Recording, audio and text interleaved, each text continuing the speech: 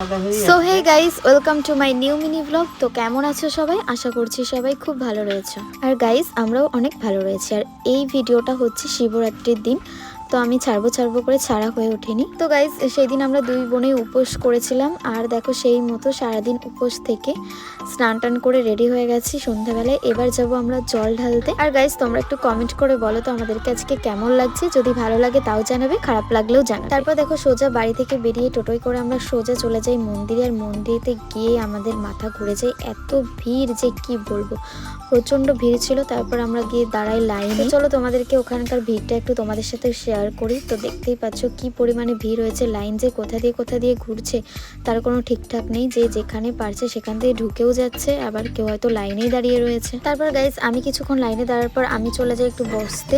আর বোনকে বলি যে বোন যেন একটুখানি লাইনে দাঁড়াই। তো এইভাবে আমরা দুই বোন মিলে লাইনে দাঁড়াই। আর তার মাঝে গাইস আমরা একটু ভিডিও, ফটো টটো সব কিছু তুলে নিই। আর আমাদের সাথে কিন্তু শুধু আমরা দুই বোনই যাইনি, আমাদের সাথে কিন্তু আমাদের আরো বান্ধবীরা সব গেছিল। আর তারপর গাইস দেখো, অনেকক্ষণ লাইন দাঁড়ানোর পরে লাইন ঘুরতে ঘুরতে অবশেষে আমরা মন্দিরের কাছে পৌঁছাই।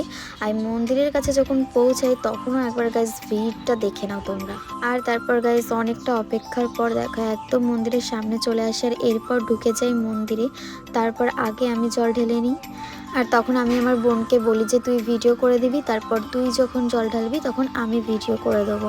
তো সেই মতো দেখো বোন আমাকে ভিডিও করে দিচ্ছিল। তারপর আমার জল টল ঢালা কমপ্লিট হয়ে গেলে, ঠাকুরের কাছে পুজোটা দেওয়া কমপ্লিট হয়ে গেলে, এবার আমি আমার বোনকে বলি যে এবার তুই যা, গিয়ে এবার তুই বাবার মাথায় জলটা ঢাল, আর আমি এবার তোকে ভিডিও করে দিই। সেই মতো গাইস তারপর ও চলে যায় বাবার মাথায় জল ঢালতে। আর তারপর দেখো আমরা দুইজন মিলে বাবাকে প্রণামটা সেরে নিই।